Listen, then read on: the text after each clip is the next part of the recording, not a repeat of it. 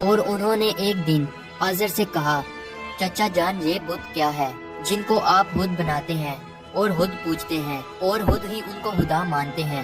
آزر یہ بات سنتے ہی بگڑ گیا اور اس نے کہا، ابراہیم فوراً میرے گھر سے نکل جاؤ، میں تمہیں مزید برداشت نہیں کر سکتا۔ ابراہیم علیہ السلام یہ کہتے ہوئے گھر سے نکلے۔ چچا جان آپ نہیں مانتے تو میں جاتا ہوں، مگر میں اپنے مشن سے باز نہیں آؤں گا، کیونکہ میں خدا سے ڈرتا ہوں اور ان بتوں سے یا نمرود سے نہیں ڈرتا۔ حضرت ابراہیم علیہ السلام نے اپنے چچا کے گھر سے الگ اپنا کوئی انتظام کر لیا اور وہاں سے چلے گئے، مگر اپنے قول کے مطابق اللہ کی بندگی کی دعوت دیتے رہے اور بتوں کی خدائی کا انکار کرتے رہے۔ ملک بابل کے لوگ ہر سال ایک عید منایا کرتے تھے اور اس دن کچھ خصوصی کام انجام دیا کرتے تھے، چنانچہ وہ لوگ سارا دن شہر سے باہر گزارتے تھے۔ ایک دفعہ جب عید کا دن آیا اور وہ لوگ شہر سے باہر چلے گئے تو حضرت ابراہیم علیہ السلام اکیلے اس شہر میں رہ گئے۔ جب حضرت ابراہیم علیہ السلام نے دیکھا کہ شہر خالی ہے اور بت خانے کا کوئی محافظ بھی نہیں ہے، حضرت ابراہیم علیہ السلام نے ایک کلہاڑا لیا اور بت خانے میں جا پہنچے۔ اس عالی شان بت خانے کو دیکھنے لگے جس کو بڑی نفاست کے ساتھ سجایا گیا تھا۔ اس میں مختلف بتوں کو ان کے مطابق ترتیب میں رکھا گیا تھا۔ تب آپ نے ان بتوں کا مذاق اڑانے کے لیے کھانا ان کے آگے رکھا جو آپ ساتھ لے گئے تھے۔ آپ نے ان سے کہا، کیا تم کھانا کھاؤ گے؟ جب بتوں کی طرف سے کوئی جواب نہ ملا تو کہا، تم بولتے کیوں نہیں؟ لیکن اب بھی کوئی جواب نہ ملا۔ اس پر حضرت ابراہیم علیہ السلام نے کلہاڑا اٹھایا اور ایک کنارے سے بتوں کو توڑنا شروع کیا۔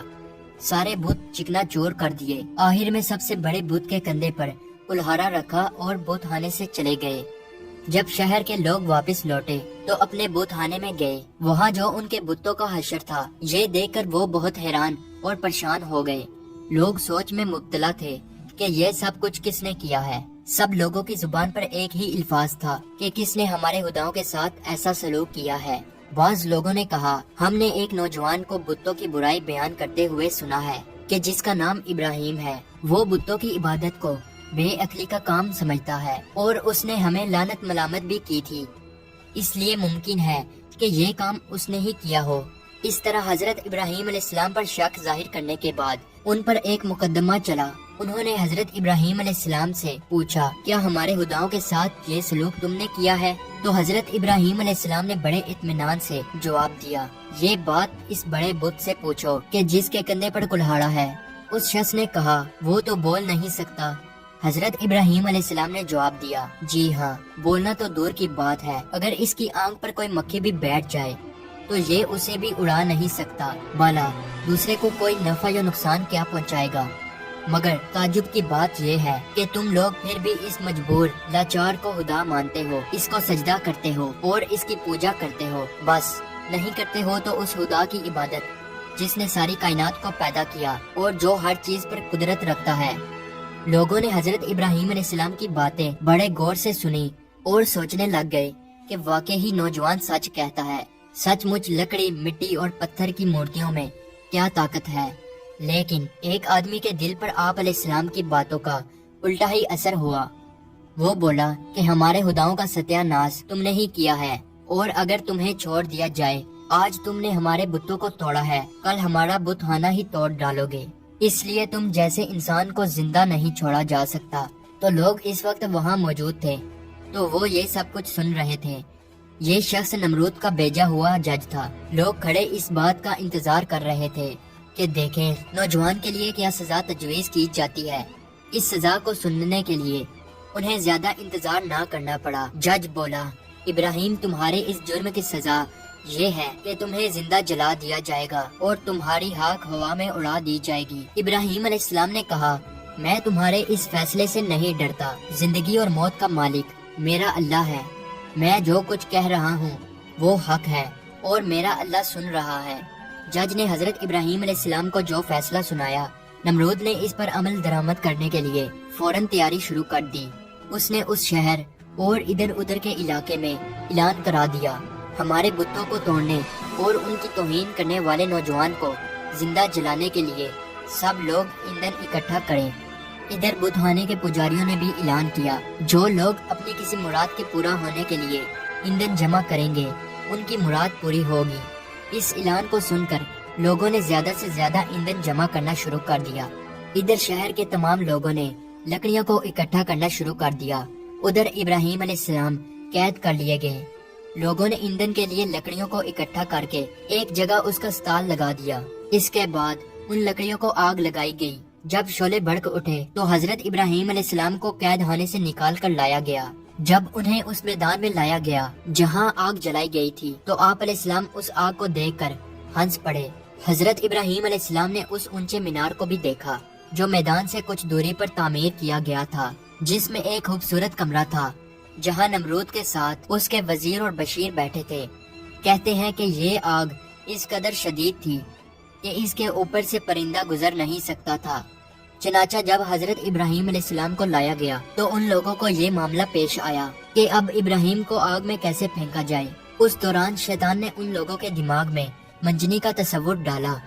حضرت امام جعفر صادق علیہ السلام سے منقول ہے کہ منجنی دنیا میں سب سے پہلے حضرت ابراہیم علیہ السلام کے لیے کوفہ میں کسار نامی ایک نہر کے کنارے بنائی گئی اور وہ قریائے کنتانہ میں بنائی گئی۔ اس منجنی کو شیطان نے بنایا تھا۔ چنانچہ حضرت ابراہیم علیہ السلام کو منجنی کے ذریعے آگ میں پھینک دیا۔ اس وقت آسمان و زمین سے فریاد بلند ہوئی اور کائنات کی ہر ایک شے نے ابراہیم علیہ السلام کی امداد کی خواہش کی۔ زمین نے کہا، پروردگار، مجھ پر سوائے ابراہیم علیہ السلام کے تیری عبادت کرنے والا کوئی اور نہیں ہے، کیا تو راضی ہے کہ لوگ اسے جلا دیں؟ فرشتوں نے کہا، تیرے خلیل ابراہیم علیہ السلام کو لوگ جلاتے ہیں۔ حق تعالیٰ نے فرمایا، اگر مجھ سے وہ مدد طلب کرے گا تو میں یقیناً قبول کروں گا۔ جبرائیل علیہ السلام نے کہا، خداوند، تیرے خلیل حضرت ابراہیم علیہ السلام کے سوا زمین پر تیری عبادت کرنے والا کوئی نہیں ہے۔ تو نے ان کے دشمنوں کو ان پر مسلط کر دیا ہے تاکہ ان کو آگ میں جلا دیں۔ حق تعالیٰ نے فرمایا، خاموش ہو جا، ایسی بات تیرے جیسا بندہ ہی کہہ سکتا ہے جو ڈرتا ہے کہ کوئی امر اس کے قبضہ اختیار سے باہر ہو جائے گا۔ وہ میرا بندہ ہے، جس وقت چاہوں گا اس وقت بچا لوں گا۔ اگر وہ مجھ سے دعا کرے گا تو میں قبول کروں گا۔ پھر ابراہیم علیہ السلام نے اپنے پروردگار سے دعا کی، یا اللہ یا واحد یا من لم یلد ولم یولد ولم یکن لہ کفوا احد نجینی من النار۔ اس وقت جبرائیل علیہ السلام نے حضرت ابراہیم علیہ السلام سے ہوا میں ملاقات کی جبکہ وہ منجنی سے جدا ہو چکے تھے، اور پوچھا کہ اے ابراہیم علیہ السلام، کوئی حاجت مجھ سے ہے؟ آپ علیہ السلام نے فرمایا، تم سے کوئی حاجت نہیں ہے، لیکن عالموں کے پروردگار سے میری حاجت ضرور ہے۔ اس وقت جبرائیل علیہ السلام نے ان کو ایک انگوٹھی دی جس پر نقش تھا، لا الہ الا اللہ محمد الرسول اللہ۔ پھر خدا نے آگ کو وحی کی، کونی برتن یعنی سرد ہو جا۔ اس کے ساتھ ہی آگ سرد ہو گئی اور وہاں جبرائیل علیہ السلام آئے اور آگ کے ساتھ بیٹھ کر گفتگو میں مشغول ہو گئے۔ ان کے چاروں طرف گلو لالا پیدا ہو گئے۔ کہتے ہیں کہ جب آگ جل رہی تھی تب چھپکلی آگ کو پھونکتی تھی اور مینڈک پانی لا کر اس پر پھینکتا تھا تاکہ اس کو بجھا دے۔ اور جب خدا نے وحی کی کہ سرد ہو جا، 3 روز تک دنیا کی تمام آگ میں گرمی باقی نہ رہی تھی۔ اور یوں اللہ تعالیٰ نے اپنے پیغمبر حضرت ابراہیم علیہ السلام کو اتنی بڑی آگ سے محفوظ رکھا۔ یہ سارا معاملہ دیکھنے کے بعد نمرود ابراہیم علیہ السلام کے پاس پہنچا اور بولا، نوجوان، ہمیں تعجب ہے کہ تمہارا حکم آگ پہ چلتا ہے۔ ابراہیم علیہ السلام نے جواب دیا کہ یہ تمام میرے خدا کی قدرت ہے۔ نمرود حضرت ابراہیم علیہ السلام کی غرمت کو تو اپنی آنکھوں سے دیکھ چکا تھا، مگر وہ آپ کی باتوں کو تسلیم کرنے کے لیے پھر بھی تیار نہ ہوا۔ نمرود کو لگا کہ کہیں لوگ حضرت ابراہیم علیہ السلام پر ایمان نہ لے آئیں۔ اس نے فوراً لوگوں کو لالچ دے کر اور کچھ کو ڈرا دمکا کر بہکایا۔ اس واقعہ کے بعد اس نے حکم دیا کہ انہیں شہر بدل کر دیا جائے تاکہ کوئی شخص ان کا پیرو نہ بنے اور ان کا دین اختیار نہ کر سکے۔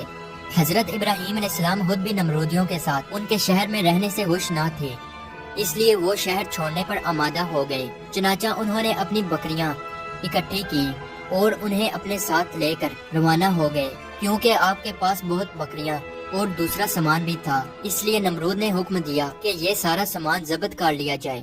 حضرت ابراہیم علیہ السلام نے کہا، اگر تم میری بھیڑ بکریاں اور مال لینا چاہتے ہو تو میں نے اس سرزمین میں اپنی جتنی عمر گزار کر یہ بھیڑ بکریاں جمع کی ہیں، تم میری وہ عمر لوٹا دو اور پھر میرا مال ضبط کر لو۔ جب بات بڑکی تو یہ مقدمہ نمرود کے ایک منصف کے پاس پہنچا۔ اس نے فریقین کے بیانات سننے کے بعد فیصلہ حضرت ابراہیم علیہ السلام کے حق میں دے دیا۔